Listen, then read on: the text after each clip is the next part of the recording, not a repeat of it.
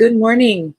Good morning. Welcome or welcome back to Bookeemonsters. My name is PK. It is Friday, TGIF, July the 25th, and we are here to look at the rest of the new releases in mysteries that were published this week. And on Fridays, it is the stuff that was left over from Monday and Wednesday. So let us jump in. Quick announcements. I don't have any sprints tonight. Our next sprints are tomorrow afternoon at 3 p.m. Eastern. Good morning, Elena. How you doing? She says, I'm good. I just finished watching The Shining by Stephen King. It was good. Now I'm reading a book. Yay! Hope everyone is doing well. Make sure you like and subscribe so you get notified and click on the like button. Indeed. Thank you very much. Please like me. It's free. She said, I did not mean to put a period at the end of my sentence, so I do apologize for that. You're fine. Don't worry about that. Please forgive me. Nothing to forgive. Nothing to forgive. You did perfectly okay. Sometimes our muscles just go and put that on there, so don't even worry about that. Let's jump into, are you doing anything this weekend, Elena? I don't have, I have a hair trim tomorrow, I think. Tourist Trap Murder by Brittany E. Brinegar, 16th in the Hollywood Whodunit series. Becky Robinson is finally settling into her new life in the quiet town of Lemon Hollow. At least that's the plan. Between moving into her new house and trying to get her new feature film financed, she doesn't have time for Hollywood drama. But when Deputy Durwood Perkins, an old friend from Texas, is arrested for murder at Showbiz World, Becky has no choice but to dust off her magnifying glass. The victim, a theme park security guard, was found dead under bizarre circumstances after a heated argument with Durwood. The evidence is stacked against him, and with his family vacation on the line, he's desperate to keep his arrest under wraps. But as Becky starts digging, she realizes the glitz and glamour of Hollywood's dream factory hides more than just movie magic. The murder is a cover for something far more sinister, a criminal ring using the theme park to stage a high-stakes heist. Can Becky outmaneuver a murderer, salvage her movie deal, and survive the ultimate Hollywood tourist trap? Or will she learn the hard way that some secrets are better left on the cutting room floor?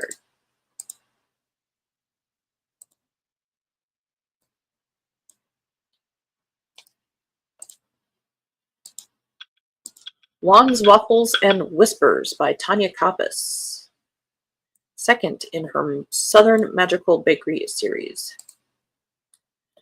After leaving her enchanted hometown behind, Low Hill Park thought she finally found a quiet life in Celestial Falls, complete with a charming bakery, a suspiciously talkative cat, and a second date with a local vet. But when a beloved town elder is found dead under mysterious circumstances and strange magical pulses begin rippling through the streets, Low's hopes for a fresh start vanish like sugar on a hot skillet. Now, it doesn't vanish, it just melts. Now, with her unexpected spiritual gifts waking up and a magical crack in the town's foundation threatening to burst wide open, Lo has to sift through secrets, seal old spells, and figure out who or what is stirring ancient magic from its slumber, all without burning the biscuits.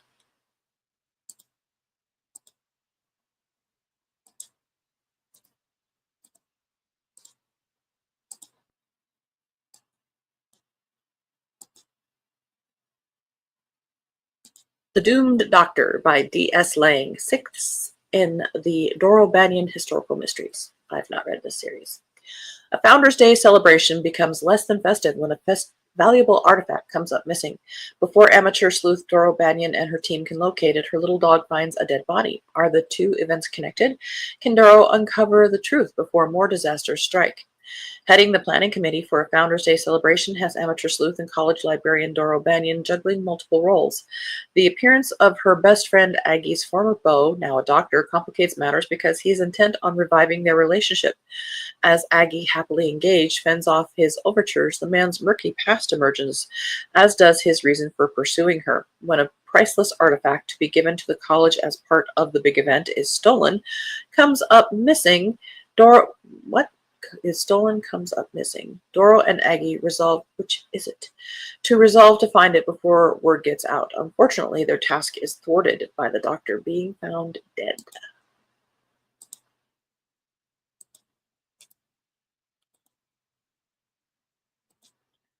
Remains to be Seen by Arlene F. Marks, second in the Groverton Hauntings series. A year after experiencing the inexplicable behavior of Rafferty House, Selena isn't really surprised when the infamous McFadden property sends a feeling of sorrow to her while she's touring it. What she's not expecting, however, is to learn from her new friend Kurt Wakefield that the angry ghost of its original owner is hanging around the local museum. Nor does Selena expect her real estate agent to be found dead on the steps of the very house she now wants to buy. Presented with another real-life murder mystery, Selena is eager to dive in, but is immediately roadblocked by the police and, according to Kurt, the belligerent spirit of Gertrude McFadden. Kurt has done his best to keep secret his ability to see and talk to ghosts, but the truth has a way of making itself known, and there are far more ghosts in Groverton looking for release than he realized. Untangling the sordid background of the McFaddens only raises more questions, leading Selena and her friends from one mystery to another.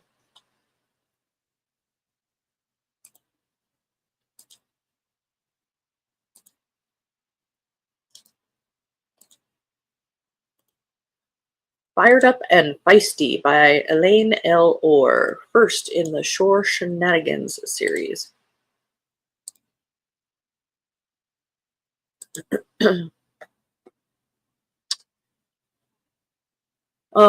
This book puts the Ocean Alley High School reunion front and center. The Golden Grads, alums from long ago, end up at the Cozy Corner B&B after a fire at the local hotel Beachcombers Alley. Well, not all of them. Preston McKinley is found on the floor in the room where the fire started. Did smoldering high school resentments lead to his demise? Or maybe his prior business dealings? Longtime Ocean Alley resident and local PI George Winters is pulled into the fray, assisted by Cozy Corner B&B owner Madge Richards, aka Mayor Madge. They get lots of input from snooty seniors. One of the first things George learns is that the death of Lena, sister to Catherine, a current reunion attendee, may have been more complex than driving off the road. Did Preston McKinley have something to do with why Lena was outside of town late at night? Does her sister learn more at her reunion? Etc. A lot of blurpage. Moving on. End of that row.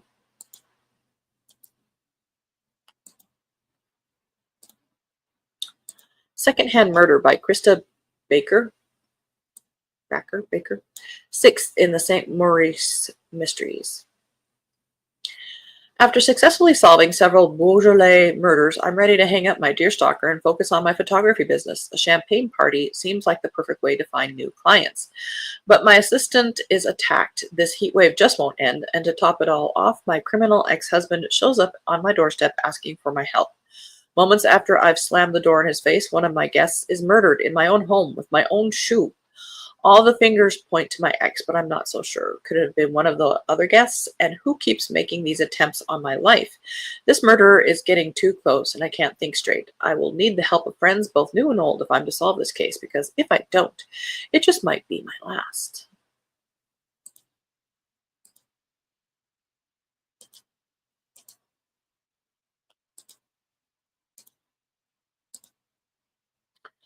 A Murder Worth Dying For by Russell Cooper, third in the Friday Street Murder Mysteries.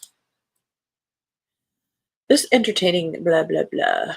Retired MI6 agents, eccentric twins Cedric Ambrose, along with Verity and Charlie, discover a secret notebook, a coded message, a cryptic witness statement, and a riddle etched into a dusty tennis court at Emmanuel Boarding School for Girls in this high-stakes cozy mystery.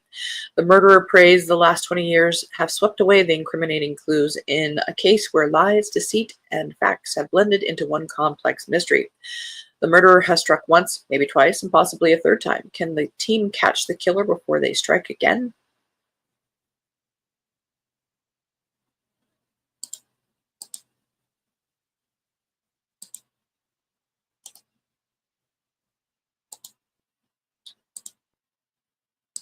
Behind Sunset. Okay, this one isn't a cozy one. This is one of the regular crime fiction ones that hadn't been listed earlier this week. This is by David Gordon. It's listed as a comical noir tale. For generations, Hollywood has attracted all sorts of dreamers and then has slowly crushed their aspirations. Elliot Gross is one such case. Fresh out of college, he moved west from New York with hopes of writing for the silver screen and living a life of fame and fortune. A couple of years later, he's writing for an adult magazine and living in a garage. The year is 1994, and with the rise of the internet, the era of print pornography is in its twilight. but Ranchi's owner has enough catch-and-kill secrets in the vault to ensure that his power will persist, as long as his silence remains valuable. When Gross is sent to write a profile on the company's newest starlet, he discovers that she has vanished seemingly without a trace. To find her, he embarks on a twisted journey through a business both seedy and carnivalesque. Rumors of a sensitive VHS tape held in the vault, which may hold the secret to Crystal's whereabouts, stir around Elliot and he stumbles into a corpse. That's a little awkward. Before his search can be concluded, a shadow of suspicion falls on Gross and his position is terminated. Then he washes up at a celebrity-anchored New Age wellness brand and discovers a world far darker and more cruel than the porn industry. Okay.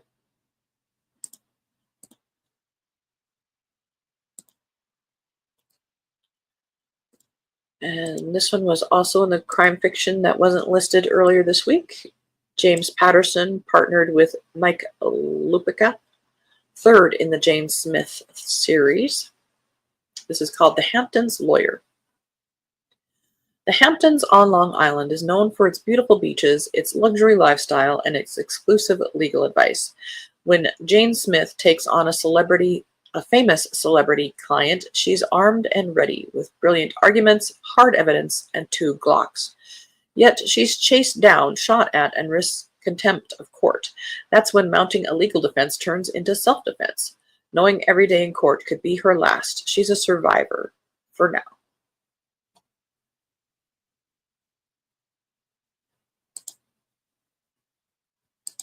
End of that row.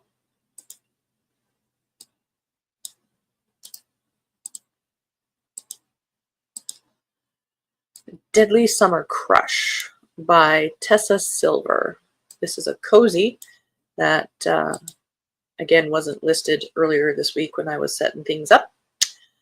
6th in the Quillhaven Magical Cozy Mysteries. Some scoops stir romance, others stir up murder. Chloe Lovelace's new ice cream flavor, Summer Crush, was supposed to stir romance, not suspicion. But when a visiting relationship coach dies after sampling the magical treat, all signs point to Chloe's beloved Sweetheart Creamery. With her shop shuttered and her reputation on the line, Chloe has no choice but to investigate. Luckily, she's not alone. Leo and Luna, Quillhaven's talking Siamese cats, have more than sharp claws. They've got sharp magical instincts. With Leo sniffing out lies and Luna sensing emotional echoes, the ageless sibling sleuths are determined to help Chloe crack the case. Joining their efforts is Jonathan Mann, a former magical detective who comes with a mysterious past, and a glowing orb sidekick who sees and intuits all. As the investigation heats up, so does an unexpected attraction between Chloe and Jonathan. Their connection might just survive the summer, but they need to survive first. Can Chloe clear her name before her business and summer romance melts away?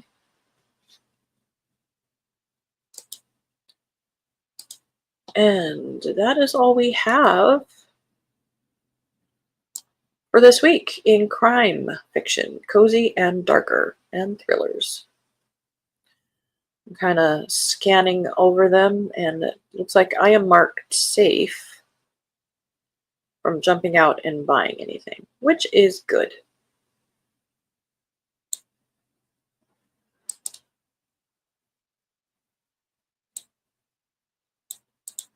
Good morning, Mary.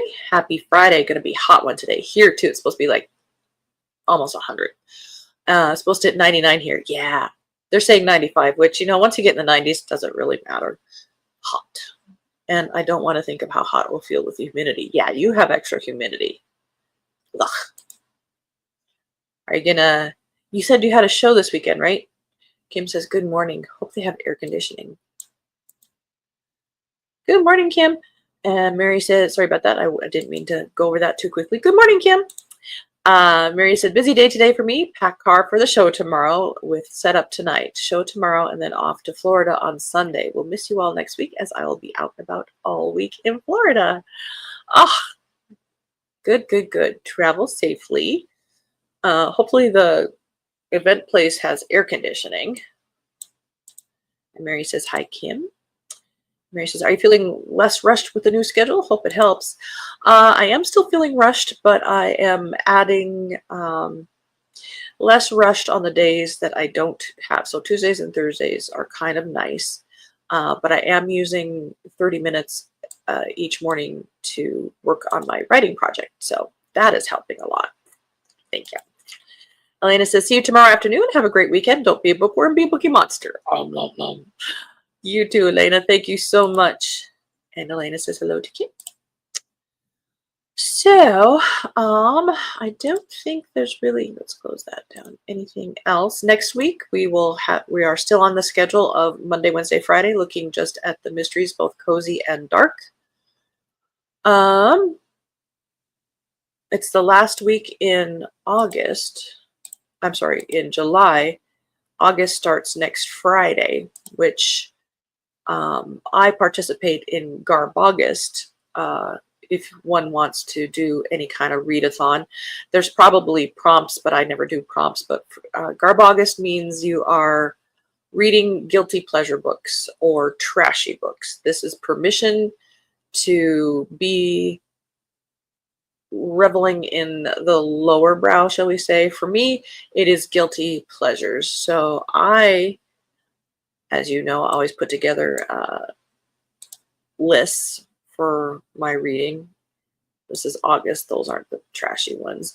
My guilty pleasure is Da Vinci Code type books, the Vatican conspiracy type of books, the treasure hunting books. But also I really love the teen books from the 40s and 50s, like Rosamund Dujardin, one's listed here, and Cherry Ames and all those. So this is kind of my options I'm considering for Garb August. This Lucifer Code one is second in a series by Charles Brokaw, which is very, very much a knockoff of the Da Vinci Code kind of things. I read the first one last Garb August. I've been meaning to get back to the Preston and Child Pendergast series for years and years and years. So that one is also on my TBR. These next two are just next in series for me and a new release. Wait for Marcy. I read that decades ago. That's Rosamund Dujardin. Again, love her books. Tomb of the Sun King. Read the first book. Gosh, has it been at least, it's been a year, maybe. I don't think it's been 2 years yet, but it's second in a historical treasure hunting kind of series by Jacqueline Benson. I've been meaning for years and years and years to read A Doc Savage, and I've tried. And this is the year. This is the second in the series, The Thousand-Headed Man. The first book, Man of Bronze, isn't available on digital. And this one I've always tried to read, William Dietrich, Napoleon's Pyramids, set during Napoleon time, and again, kind of a treasure hunting kind of suit. So these are some possibilities, but if you want to participate, just figure out what your guilty pleasure read book is. It can be anything. Let's see. And Elena said hello to Mary. And Marie said, this time of year, I don't do outdoor shows. Good, too hot. I am inside and it will be great. Just hope there are some buyers in the crowd. Absolutely. We'll see, but nice to see folks. Yeah. Do you have a business card you can hand out? Because maybe they don't want to buy this weekend, but to plant seeds for Christmas. Kim says, next Friday starts my birthday month, 60 on the 8th. Oh my! Happy early birthday, August baby. And Elena says, next Wednesday, Elena's birthday, I'm doing a birthday sprint on my channel, and Wednesday is my day off from work. Yay! Elena, what channel do you have? Mary says, congrats, Kim. A milestone for sure. And Kim says, love Rosamund Dujardin. Me too. Love them. Love them, love them. And Kim says, thanks, Mary. Elena says, 34. You're going to be 34 on July 30th, which is your birthday week. Wow. Yes, we're going to say happy birthday to you, too. Congrats to you, Elena. Exciting to have a birthday on a 31st birthday is special. Indeed. And she says, thanks. Yeah, you're doing sprint. You have a channel, Elena? I would love to subscribe.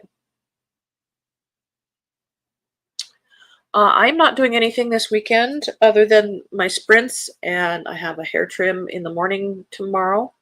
But otherwise, just going to lay low. Crochet, read, working on my writing project, naps, things like that. Elena says yes. Can you share what your channel name is? I'll look for it. But again, no sprints tonight. Our next ones are tomorrow, as Elena has brought up for us. Next week, new Cozy Mysteries on Wednesday, and the darker side, I'm sorry, Monday, and the darker side on Wednesday, and then the wrap up on Friday. Hope you guys have a good day, a good weekend. Mary, good luck. You're going to do great. Kim, I hope to see you soon. Elena, I will see you soon. Elena says my channel is my YouTube channel on Restream. Okay. Is it under your name? I will look. Alrighty. Well, that's it. Hope you guys be safe. A friend of mine I've learned has, okay, I'll look for it, Elena, thank you, is going through about the saddest thing possible. So just a reminder to hug your family. If you don't have any family close by, hug yourself, because it's this is all very precious. So please, please take care of yourselves. You're in my heart. Read good books. Okay, I'll look, Elena. Thank you, thank you. And as the banner says here, don't be a bookworm, be a bookie monster. Nom nom nom. Have a good day and God bless.